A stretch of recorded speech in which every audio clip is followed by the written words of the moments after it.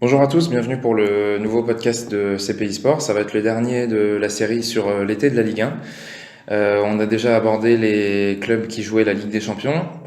Aujourd'hui, on va passer à celui qui joue le titre, puisqu'il y en a qu'un en France, c'est le PSG. Donc on va revenir sur le mercato parisien avec Yanis. Salut! Et donc on commence par vous donner nos notes. La mienne va être assez sévère, mais dans la lignée des notes que j'ai données à Monaco, c'est-à-dire 2, et à Marseille 4, je vais mettre 3 au PSG. 3 sur 10 parce que pour moi, il y avait des objectifs au début du mercato qui n'ont pas été remplis, en particulier celui du milieu défensif, à nuancer par le fait que le PSG était sous le coup du fair play financier, donc ça a forcément compliqué un peu les choses. Mais de manière générale, tout simplement, les objectifs n'ont pas été remplis. Moi, je vais être encore plus sévère que toi, je vais mettre 2. On parlait avec Marseille de l'objectif d'un 9, mais finalement, il était moins présent parce que tu avais déjà quand même 2 joueurs dans l'effectif qui jouent à ce poste. Paris avait 2 objectifs, donc on en rediscutera après, mais pour moi, ils sont clairement pas remplis, surtout pour l'objectif Ligue des Champions. Et comme tu disais, il y avait le fair play financier et ils dépensent leur argent, pour moi, d'une manière assez incohérente par rapport à leur projet, quoi. Ok, on va du coup commencer par ce recrutement dont tu parles, je pense. Déjà, il faut juste préciser quand même que le transfert de Mbappé est actif cet été. Donc l'année dernière c'était une option d'achat, cette année les 135 millions de la clause de Mbappé sont payés cette année, donc ça fait quand même une grosse dépense sur ce mercato. C'était aussi le problème avec le fair play financier. Et après, Et du coup, il y a la dépense qui vient s'ajouter à ça dont je voulais parler, les 37 millions sur Thilo Kehrer. Bon, moi je dois avouer que je connais pas bien ce joueur, hein, je l'ai pas spécialement suivi à Schalke. Il se dit que c'est un très grand espoir du football allemand, je veux bien le croire, il a 21 ans, je fais quand même confiance au recruteur du Paris Saint-Germain, surtout qu'il se dit que le Barça par exemple était aussi sur le coup et souhaitait le recruter, donc pourquoi pas dans l'absolu, hein. Mais le prix me semble quand même assez impressionnant, 37 millions, surtout dans le contexte du fair play financier, parce qu'on sait que le marché d'aujourd'hui, il est en expansion et les prix sont de plus en plus chers, c'est normal. Mais si déjà le PSG est restreint par le fair play financier, pourquoi mettre autant d'argent sur un défenseur central quand vous avez déjà, pour être titulaire, Kimpembe, Marquinhos et Thiago Silva? et surtout que voilà, donc on comprend aussi un peu la logique du PSG qui veut recruter des jeunes joueurs, donc qui veut un peu pérenniser, qui veut créer un effectif sur l'avenir. Mais tu as déjà 2 défenseurs centraux très jeunes et très très talentueux, Kimpembe et Marquinhos qui se connaissent depuis un moment. Thiago Silva est toujours là. Est-ce que la priorité était un jeune milieu défensif? Bon, après, quand on parlait de Boateng à 50 millions pendant longtemps, finalement, t'économises entre guillemets 13 millions. C'est pas plus mal, je vais envie de dire, parce que voilà. Bon, après, de ce que j'ai pu lire et discuter un peu avec des Allemands qui le connaissaient un petit peu, il a la capacité de jouer un peu sur les 4 postes de la défense, donc un peu latéral gauche, un peu latéral droit, sans être son poste de prédilection, mais ça pourra dépanner notamment en Ligue 1, je pense. Ok. Mais ça reste trop cher, surtout avec les fair play Oui, financiers. voilà.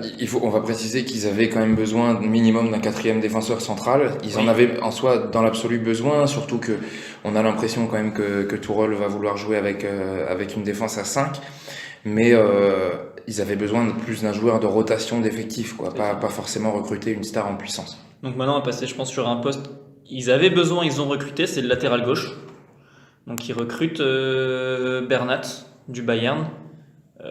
14 millions, bon, c'est un bon joueur. Il est pas trop vieux, il a 25 ans, mais qui était même pas titulaire au Bayern. Donc est-ce que c'est le bon latéral gauche qui attendait pour aller plus loin en Ligue des Champions? Ouais, c'est là que moi je voulais en venir aussi. Il était remplaçant au Bayern Munich. C'est-à-dire que le Bayern Munich fait partie des équipes que le PSG veut battre pour gagner la Ligue des Champions, au même titre que le Real, le Barça, la Juve, Manchester City. Ça fait partie des cadors d'Europe. Et donc, pour battre ces cadors-là, vous allez chercher leurs remplaçants. C'est assez facile de voir que c'est pas au niveau de ce qu'on attend pour le PSG, sans effectivement que ce soit un mauvais joueur. Il a été formé à Valence, il a commencé tôt là-bas et il s'est assez vite révélé en Espagne.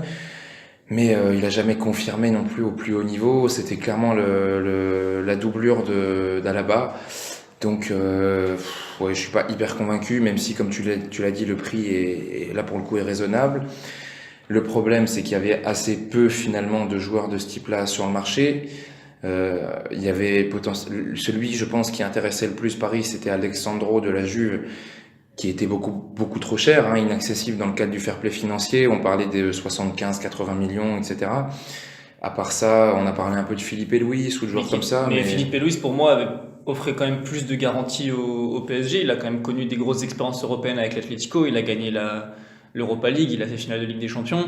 Et le prix était pas beaucoup plus cher pour Philippe Luis. Alors certes, il est plus vieux, mais le prix était... On parlait d'une vingtaine de millions que le PSG a pas voulu mettre. 5 millions de plus pour Paris, sincèrement, c'était pas non plus... Là, après, ouais, les versions divergent un peu. Le joueur, lui, a dit qu'il voulait aller à Paris et que l'Atlético l'a retenu. Donc, est-ce que c'est une question d'argent? Est-ce que vraiment l'Atlético tenait à le garder? Je suis pas convaincu parce qu'il y a Lucas Hernandez qui s'est révélé. Donc, je ne sais pas exactement ce qu'il est de ce dossier, mais je suis assez d'accord pour dire que Philippe Luis aurait été meilleur recrue. Je pense qu'on va conclure sur le côté gauche de Paris, mais quand on a une rotation Bernat, Kurzawa, Ensoki, parce que j'ai l'impression finalement presque dans l'esprit de Tourelle, Ensoki est devant Kurzawa. Kurzawa est blessé, donc de toute façon... Oui, d'accord, mais il a montré des belles choses. C'est quand même un point à signaler que je pense que c'est l'avantage d'avoir Thomas Tuchel maintenant. C'est à la fois un avantage et un inconvénient pour Paris parce qu'on sait qu'au PSG c'est toujours très impatient, mais lui il fera l'effort de construire sur l'avenir. Il a l'habitude de jouer avec des jeunes. À Dortmund il l'a fait, il a lancé dès le début de saison Ensoki, Weah, Bernat, etc. Je pense qu'il peut faire progresser les jeunes, c'est le point positif. Et il faut aussi noter quand même qu'ils avaient acheté Berchiche il y a 2 ans et qu'ils l'ont revendu cette année. Bon, ils ont fait une plutôt belle vente, 24 millions à l'Atlético pour ce qu'il a montré cette année au PSG. Je pense pas que ce soit une très grosse perte. Finalement, tu fais une plus-value, tu récupères Bernat, je pense que c'est un niveau à peu près équivalent. Bernat est plus jeune, a sûrement plus d'expérience quand même avec le Bayern. Donc bon, pour le coup, ça c'est quand même pas déconnant. Ouais, ok, ouais. Donc après, le point qui fâche, je pense, à Paris, c'est le milieu, clairement. Oui. On va déjà parler peut-être des départs, parce que les arrivées, ça va être court de toute façon. Donc il y a Pastore qui part pour 25 millions. La Roma. C'est qu'il y a un milieu plus offensif. Là, on parle plutôt. Mais sur leur triplette au milieu, parce qu'après, on va faire peut-être les joueurs de l'effectif, mais tu perds quand même un milieu. Et surtout, Lo Celso que tu prêtes à 2 millions au Betis avec une option d'achat. Dans les dernières heures du mercato. Donc, c'est-à-dire qu'ils savaient très bien qu'ils ne pourraient pas le remplacer. Et Krikoviak, qui n'était jamais finalement dans les plans du PSG. Mais voilà, tu perds 2 milieux assez défensifs.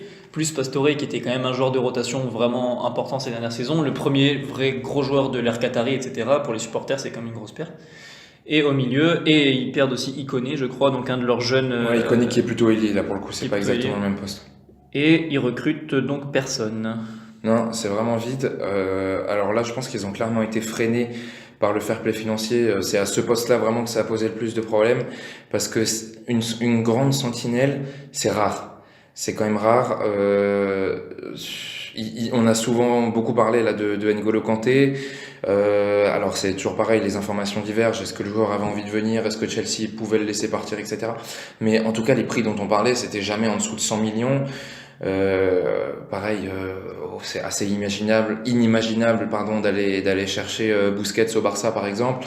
Donc c'était de toute façon déjà un marché compliqué, et les rares opportunités qui se sont présentées, on a l'impression que finalement Paris a un peu reculé, ou je sais pas s'ils y ont pas pensé, s'ils ont pas, je sais pas pourquoi, mais je pense à des noms comme Arturo Vidal par exemple, qui est parti au Barça, qui peut jouer sentinelle, ou dans le cadre d'un milieu à 2 avec une défense à 5, c'était parfaitement le genre de joueur qui pouvait correspondre à côté de Rabiot ou de Verratti. Donc voilà, j'ai du mal à comprendre pourquoi, par exemple, ils n'ont pas mis le paquet sur Vidal. Même Julian Weigl, dont on parlait de Dortmund, que Tourelle connaissait bien, c'est pas un top joueur européen, c'est un joueur qui est encore jeune, qui a pas une grande expérience, etc. Mais enfin, c'est mieux que rien, quoi.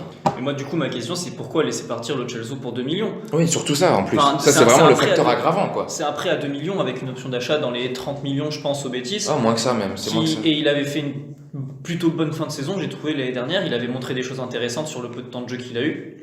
Maintenant, bon, la vérité, c'est qu'il n'était pas dans les plans de Tourelle. Ça arrive, on n'a pas tous la même vision des choses. Tourelle n'en voulait pas. Du coup, qui est dans les plans au milieu? Parce qu'aujourd'hui, on a Rabiot, Verratti et... C'est tout. Et voilà. C'est simplement tout, en fait. Et là, en ce moment, Verratti est blessé, donc facteur aggravant. On sait que Verratti a souvent des problèmes physiques, souvent suspendu aussi. Rabiot a eu aussi des fois des absences. Bon, c'est compliqué. On peut pas faire une saison avec Là, 2 comme, millions, surtout que avec sur 2 milieux, pardon, en jouant sur 2 tableaux. Et du coup, oui, je te rejoins. La vente le prêt de Lo Celso est incompréhensible parce que certes, il n'était pas dans les plans, comme Krikoviak, mais ce que je disais pour Weigl est valable pour ces deux-là, c'est mieux que rien, quoi. Enfin, ça va être du bricolage toute la saison, faire jouer Marquinhos en 6, faire jouer des jeunes comme Berned, comme Et du coup, en fait, on a l'impression que le plan de Tourelle, c'est jouer à 3 en défense avec Kerrer, Thiago Silva, Kimpembe et de faire jouer Marquinhos en 6. Le problème, c'est que j'ai peur que sur la longueur d'une saison, déjà Marquinhos en 6, sur les premiers matchs, j'ai vraiment pas été convaincu personnellement en ayant regardé les matchs. Et derrière, sur la longueur d'une saison, il n'y a pas de rotation. Déjà, on sait que Thiago Silva a des fortes tendances à se blesser. Marquinhos aussi a quand même eu plusieurs absences. Thilo Kehrer est jeune et on ne sait pas si on va pouvoir compter sur lui sur une saison. Ça va être quand même compliqué cette année. Oui, Thilo Kehrer, s'il y a de nouveau un huitième ou un quart de finale contre une grosse équipe, on ne sait pas ce qu'il peut donner. Exactement comme Berchiche ou le Celso les années précédentes. C'est très aléatoire et vous n'avez aucune solution de backup. C'est-à-dire, vous avez un 11 qui tient quand Verratti reviendra avec Kimpembe, Silva, Marquinhos derrière et Rabiot, Verratti au milieu. Mais c'est 1-11 et il n'y a rien derrière. Et ça, c'est quand même, ça pose un gros problème. Sachant que le PSG va encore pas lâcher les coupes cette année, ils vont encore vouloir gagner les 3 trophées en France de toute façon, je pense. Mais c'est-à-dire que même s'ils les lâchent, ils peuvent pas faire jouer 11 jeunes complètement, donc ils vont être obligés de... Enfin, pour moi, ça manque de profondeur d'effectif, j'ai du mal à comprendre là. Non, après bon, il y a encore eu 2-3 petites arrivées au PSG. Il y en a une qu'on va garder pour la fin parce qu'il faudra en discuter. Bon, Choupo-Moting qui va venir faire la doublure de Cavani, donc ça c'est bon, ça va. C'est gratuit, c'est gratuit, c'est qu'il y a rien à perdre. C'est gratuit, c'est un joueur d'expérience, vous savez à peu près ce qu'il va donner pour jouer la Ligue 1, pour jouer les coupes, ça pose pas de problème. Après, gauche du coup, il y a la vente de Guedes, Gonzalo Guedes à Valence. Le PSG espérait avoir plus, ils l'ont vendu pour 40 millions au final. Sans bonus, hein, je crois que ça monte à 50 avec les bonus, mais bon, du coup, ce sera dans les 45, mais ils espéraient jusqu'à 80 à un moment donné quand même pour Guedes. Oui, bon, ça c'était beaucoup donc, trop. Bon, après, de toute façon, ils comptaient pas le faire jouer, il était pas dans les plans, donc autant le vendre, je pense. Ouais. Ils ont prêté Kevin Trapp, et du coup, c'est pour Kevin Trapp a été prêté parce que il y a Gianluigi Buffon qui est arrivé libre, donc ça c'est au tout début du mercato. Le dernier dossier qu'on va évoquer, c'est les gardiens, parce que autant vous avez aucune rotation en défense, au milieu, autant vous avez 2 gardiens de très grand talent et vous avez failli en avoir 3. Heureusement qu'ils ont réussi à trouver une solution de secours pour Kevin Trapp, quoi. Et encore, il le prête, donc il reviendra la saison prochaine. Il reviendra la saison prochaine. Après, s'il le prête 2 ans successivement, Buffon, il va rester que pour 2 ans. Après, il partira à la retraite et vous aurez de nouveau la doublette Areola-Trapp. Bon, c'est pas dramatique, mais c'est vrai que c'est un peu étonnant.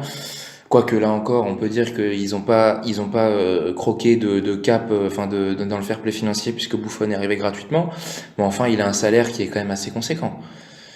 Donc la question qu'on peut se poser là, c'est comment va se passer la rotation entre les gardiens. Il y a eu une interview de Tourelle qui est sortie, j'en profite aussi pour corriger des choses que j'ai lues dans les médias qui m'ont un petit peu agacé. Ça a été traduit de l'allemand, hein, puisque Tourelle a fait l'interview en allemand, et j'ai lu partout que ce qui a été traduit, c'est « J'ai dit à Alphonse Areola qu'il serait le numéro 1 ». La phrase complète n'a pas été traduite, il a dit « J'ai dit à Alphonse Areola qu'il serait le numéro 1 avant que Buffon arrive ». Il a précisé dans sa phrase avant que Buffon arrive. Donc ça veut dire que c'est une phrase qui est un peu bancale parce que on sait pas trop ce que ça va donner. Ce que je pense, moi, c'est qu'il va essayer de répartir autant que possible le temps de jeu entre les 2 gardiens, qu'il y aura pas, je suis pas sûr qu'il y ait un titulaire et un remplaçant sur cette saison.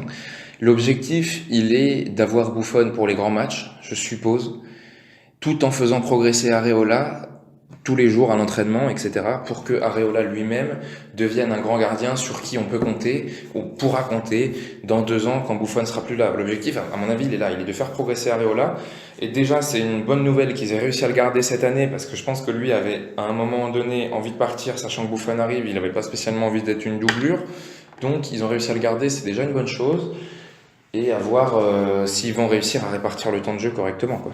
Là, du coup, en complément, c'est sorti hier ou il y a 2 jours, Tourelle a dit que pour l'instant, Areola lui avait beaucoup plu, il avait fait des matchs très intéressants et que il n'était pas numéro 1, mais dans la rotation, il était légèrement devant Buffon. Donc je suis assez d'accord avec toi que pour les gros matchs, notamment la Ligue des Champions, je pense que Buffon va jouer, mais que la Ligue 1 et les coupes notamment sera en grande partie pour Areola. qui va, on l'espère aussi pour l'équipe de France, hein, qui va progresser au contact de Buffon tous les jours, qui est une légende des gardiens quand même, donc on va espérer pour tout le monde. Hein. Oui, voilà, finalement, Buffon était autant un attrait marketing qu'autre chose. Il va apporter du sportif, hein. C'est pas devenu un mauvais gardien, même s'il a 40 ans, mais oui, je pense que ça. Mais je pense que du coup, Buffon, c'est la star. De toute façon, Paris veut amener une star à chaque Ils mercato. en ont besoin dans le vestiaire parce que Thiago Motta est parti, donc Oui, il leur fallait aussi quelqu'un dans les grands mais matchs mais c'est surtout en termes marketing. Tous les ans, ils recrutent un très fort joueur. Ils ont besoin d'une figure de proue pour chaque mercato. Cette année, c'était Buffon qui recrute en plus libre. Donc, Je pense quand même que le grand intérêt de Buffon, c'est d'avoir un leader qui va donner de la voix aussi, oui, dans non, les grands clairement. matchs. Parce que l'année dernière, le match retour contre le Real, c'était une faillite absolue en termes mental. Évidemment, le match au Camp Nou, la remontada, c'est une faillite mentale incroyable. Il leur manquait ce joueur que pouvait être Thiago Motta, mais il a été absent aussi souvent pour blessure. Et là, il est carrément plus là, donc il leur fallait quelqu'un comme ça, tout simplement.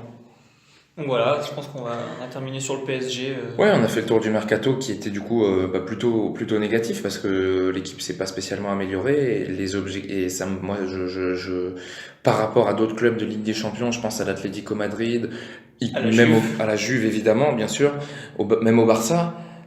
Tous ces clubs ont plutôt progressé cet été et pas le PSG, donc je crois pas que ça soit vraiment possible pour eux de gagner la Ligue des Champions. Cette année, en revanche, si, comme je peux le percevoir, l'idée est enfin, depuis que les Qataris sont arrivés, de faire quelque chose sur un peu plus long terme, ça serait dans ce cas intelligent d'avoir pris Tourelle, que des joueurs comme Kimpembe, Rabiot, Marquinhos commence à prendre les rênes Le contrôle du et vestiaire. surtout. et que dans 2-3 ans, à ce moment-là, le PSG pourra viser la Ligue des Champions. Maintenant, s'il y a les mêmes fragilités que ce qu'on a observé avec Emery, c'est-à-dire si on laisse pas les pleins pouvoirs à Tourelle, que c'est encore les joueurs finalement qui décident, entre guillemets, quand ils rentrent de vacances, etc., ce genre de détails, ça aura servi à rien. Tourelle va partir dans 1 an ou dans 2 ans parce qu'il aura pas gagné la Ligue des Champions et on sera retour au point de départ, quoi. Donc voilà, je pense qu'on peut clôturer là-dessus. On peut clôturer, on peut se saluer. Et voilà, c'était donc le dernier podcast de notre série sur l'été de la Ligue 1. Mais on se donne quand même rendez-vous très bientôt sur CPI Sport. Salut.